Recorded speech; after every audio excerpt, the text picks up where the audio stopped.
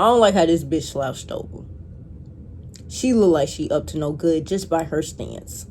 I don't like that. How y'all boys coming, man? How y'all boys feeling? In this video, we're gonna be reacting to 3 really scary true Walmart horror stories animated horror shorts party. Amen.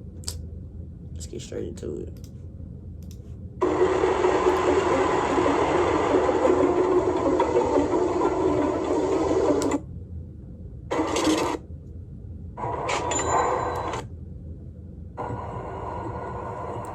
The Walmart demon.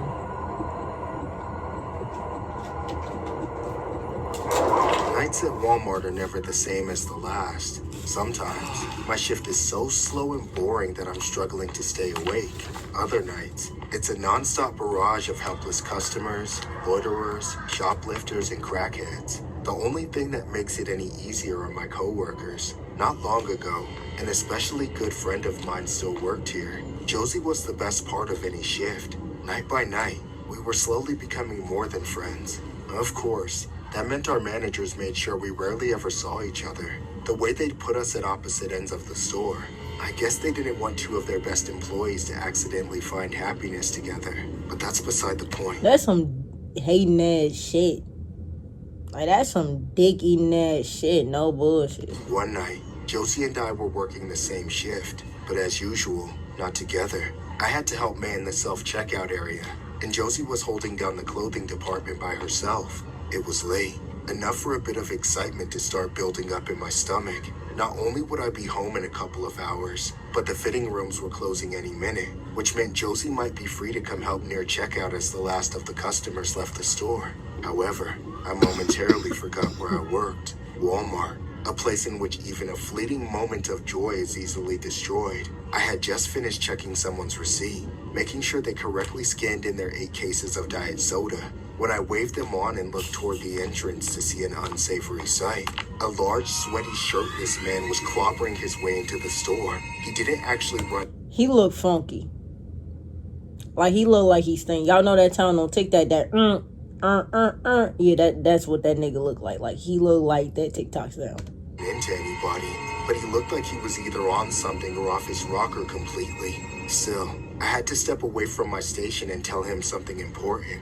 Sir, stop. You can't be in here half naked. You have to put a shirt on. I'm going to buy a shirt right now, dumbass. Mind your business. I didn't feel there was much of a choice for me but to let him slide. The guy was way bigger than me, so I didn't want any trouble. Reluctantly, I returned to the self-checkout area, trying to focus on the people there. I was at work. I didn't need to be a hero or anything. I just had to... Hey, and that's why I'm never letting my little minimum wage job ever get in the way of my life. Nigga, I get paid. Nigga, I don't get paid over $15 an hour. This job ain't worth it. Well, I get paid. I don't get paid over $16 an hour. This job ain't worth it. Do what I was supposed to do and let the people in the clothing department handle that guy. A few seconds too late, it hit me. Josie was running the clothing department alone. And right as I had the realization, I heard Josie scream. I immediately made a break for it, running as fast as I could. I got to the clothing department seconds later, but I didn't get there in time. I didn't save Josie. All I managed to do was to get there just to be able to watch as that freak. He had this giant red knife in his hand from God knows where. He grabbed Josie and stabbed her. I saw the life drain from her eyes as she collapsed. The man fell on top of her, pulling the knife out just to take it into both hands and plunge it straight down, right through the center of her neck. I thought I must be having a nightmare, a hallucination, something. It couldn't be real. It all happened in 5 or 6 seconds, and just like that, Josie was dead. Even if I hadn't been frozen in shock, I couldn't have stopped it. No one could have. That man was a monster. And then he craned his neck back to look at me. His face and mouth soaked in Josie's blood. His eyes full of such pure evil that couldn't have been human. Why? She wouldn't stop following me. Now why can't you just leave me alone? Don't even worry about it. Deuces, I'm just about to go call the police. Don't even worry about me, sir. You don't even gotta worry about me. The man man started coming towards me. I wanted to stand there and fight him or die and join Josie, but I was too afraid. My instincts took over and I ran like a coward. I could barely breathe through the tears. And somehow, that man was way faster than he should have been. A few more seconds, and he might have caught up and granted my wish. But at the last second, I realized I was running straight for a bunch of cops. I panicked and ducked, tripping over myself and sliding across the floor. The next instant, I heard a gunshot. A bullet flew right over my head. It made my ears ring. But when I could hear again, I heard the clicking of what I realized was a taser. I looked back and saw the man collapsed and rigid on the floor not far from me, as the electricity coursed through his body. Too little, too late for some, but it was enough to help the cops arrest him and put a stop to the madness. Later, we found out the man had stolen a knife from the nearby Walgreens. The cops showed up so early because they were already looking for him, but they didn't expect the theft to turn into what it did. According to the police, the man said he killed Josie because he thought she was some sort of demon, something that had been stalking him for weeks, tormenting him. I knew it had to be madness. No sane individual would mistake Yeah, that Josie nigga, for a demon. that This nigga was, person will never take her away from this world. yeah, that If nigga we was did, crazy, bro. That nigga was a crazy. That's Walmart all it employee was. in Arkansas was taken out by a man who allegedly told authorities that he was being stalked by a demon.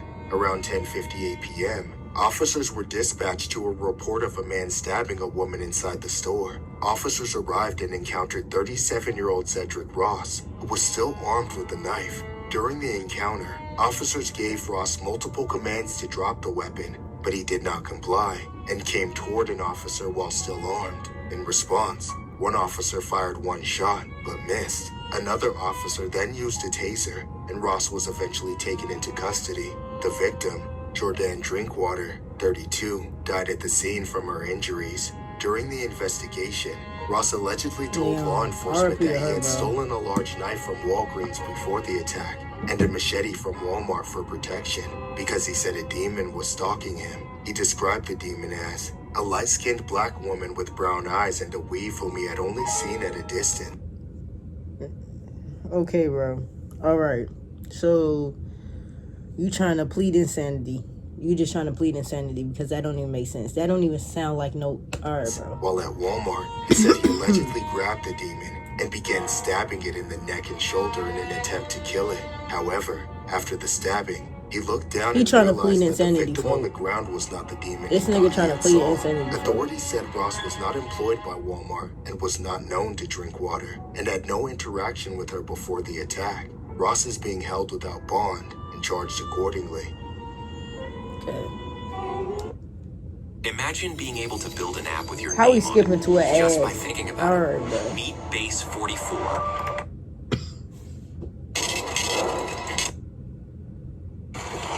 Most evil Walmart customer. Okay. The night began just like any other night spent working at Walmart. I was already looking forward to leaving.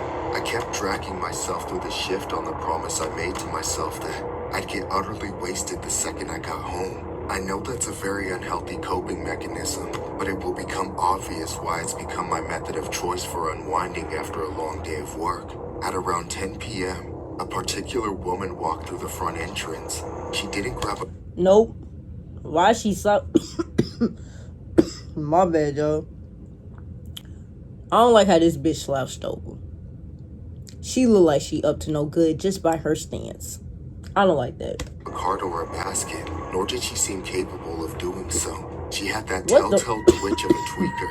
I couldn't tell what kind of drug she was on, just that she was on it. Yeah, To she try and definitely ease like the she on some tension, drugs. I gave her the For best customer sure, service like- late night Walmart has to offer. Welcome in, ma'am. Can I help you find anything? Oh, find your nutsack and suck on it. Oh, you rude bitch. Yep. Alright, bitch. Fuck you.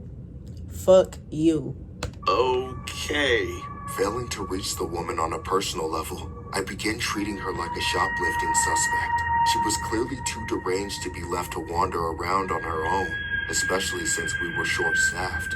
I had a feeling the police would need to get involved if we had to remove her from the store. She was in her own world. To be honest, I was curious what she would even go for. It gets boring at night, and sometimes I like to play a little guessing game. What are the freaks going to steal this time? Food, tampons, deodorant. I've even seen them go for adult diapers a couple times. Turns out, I was wrong in every regard. She wasn't trying to steal anything. She crept all the way over to the bakery, where she stared at the bread shelf for several minutes. She looked over her shoulder, but she must have been too nearsighted to see me, as I wasn't even trying to hide. Then, she started digging through her hair. I rolled my eyes, thinking, Bro. She's digging through her hair, putting her hair on the fucking bread and pastries that's out. You stupid old sloppy built deranged bitch.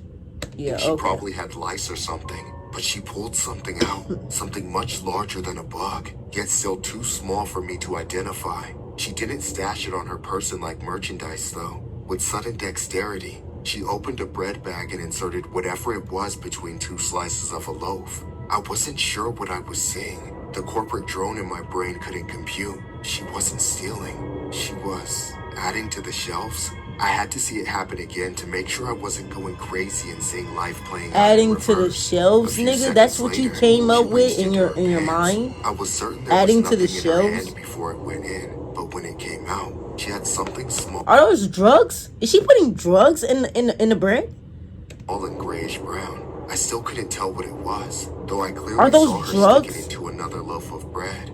So I knew it was time to ask her what she was up to. I didn't want to Is she putting confront her like a drugs in the security bread, guard. bro? I just wanted to begin the process of getting her out. I didn't realize how quickly things would escalate. Excuse me, miss. I couldn't help but notice you just put something in that bread. Would you mind telling me what it was?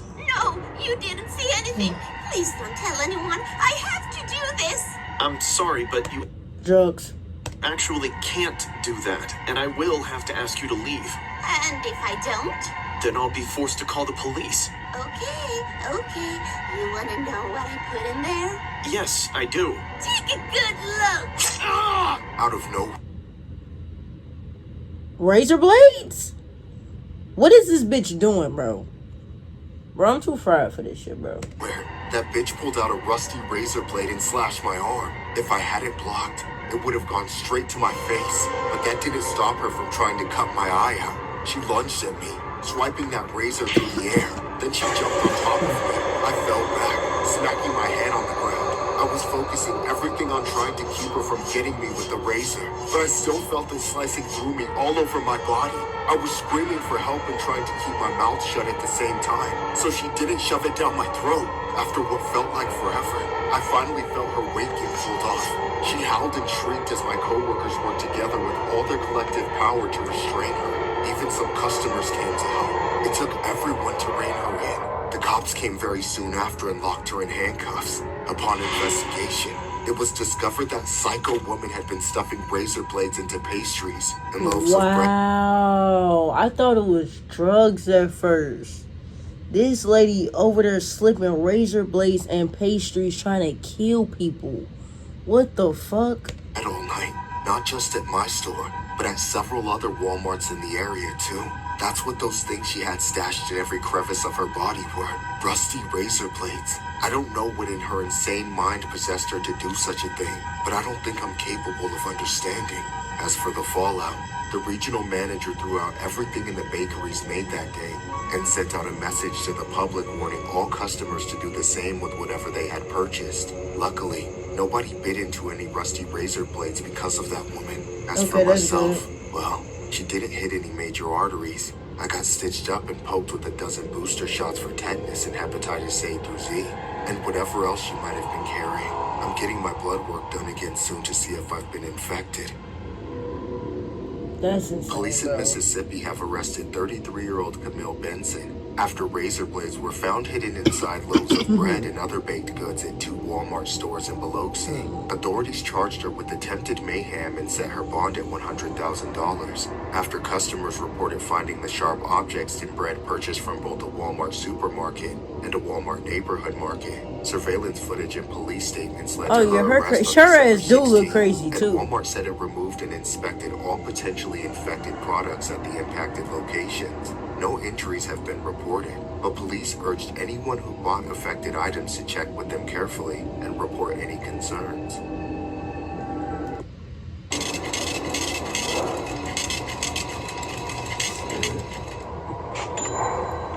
The very disturbing Walmart surprise. Working this dead-end job at Walmart, I have no desire to go above and beyond for my team. And I've already accumulated quite a few unpleasant memories that will stick with me for the rest of my life. Without a doubt, this is the worst one. It started on a Friday night. Barely anyone was around. But of course, that was merely false hope. Right at the end of stocking a shelf, I noticed a woman enter the aisle. I could tell she was looking at me, making her way toward me. The woman called out to me with a raspy and pitiful voice, forcing me to make eye contact. Sir, can I please use your bathroom? I'm sorry, but we already closed the bathrooms. I'm sorry. We already... Like, this nigga... Alright, nigga. No, I know. I'm sorry. But it's an emergency. Can you unlock it for just a few minutes? I promise I'll leave before you close. I mean, I could get into trouble. Please, you gotta understand, this is the last chance I have to go somewhere that's safe. If I don't go now, I'll have to do it outside. And the last time I did that, I got attacked, and I just can't. Hey, fine. You don't have to explain all that. Just follow me. The woman immediately began to thank me profusely, but I told her in the nicest way to save it. Helping her felt like the right thing to do, but it didn't make me feel good. Not wanting to be seen together by my co-workers, I quietly led her to a family restroom, one of the single-use ones. The woman entered the bathroom and locked herself inside. I walked away before anyone saw me. I didn't want to be associated with any potential incidents. Afterwards, I went back to what I was doing and continued my shift like nothing was out of the ordinary. Really, nothing was unusual. I finished stocking everything, helped clean up, then I left the store on schedule.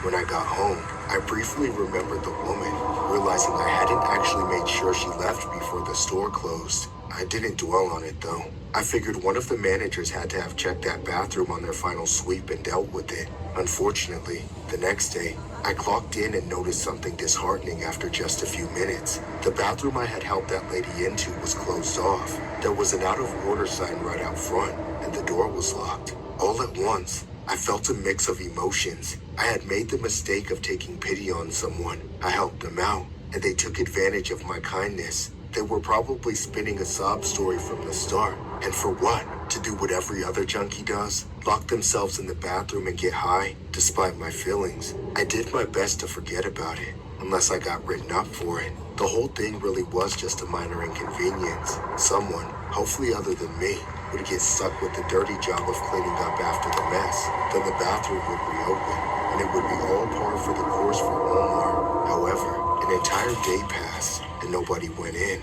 Then another day. Finally, on Monday, it was me. I got stuck with it. Now, I was pissed.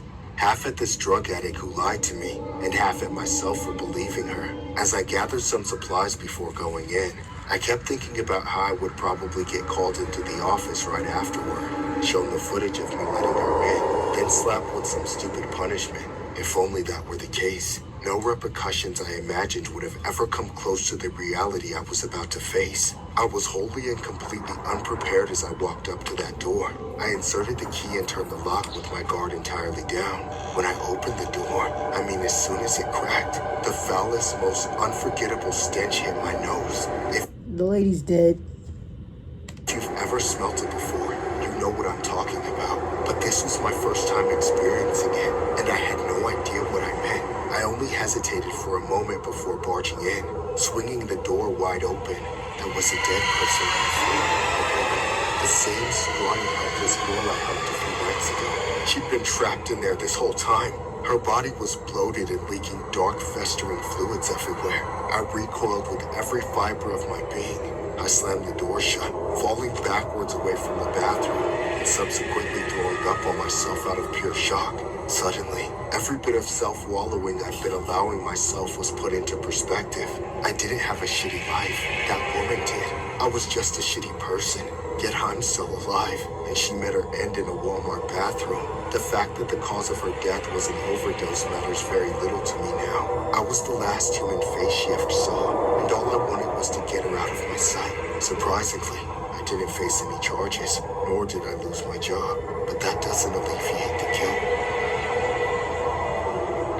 This incident occurred in June 2017 at a Walmart in Sand Springs, Oklahoma. Catherine Caraway, 29, was found deceased in a single-use family bathroom at the back of the store on a Monday afternoon.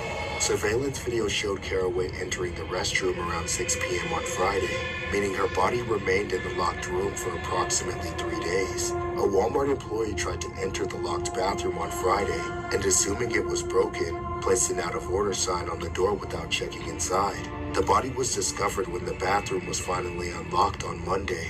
While police initially did not consider the death suspicious, a later autopsy indicated the cause was related to difluoroethane toxicity, often from huffing aerosol propellant.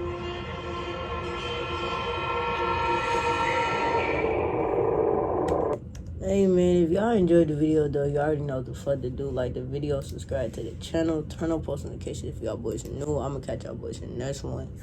Yeah.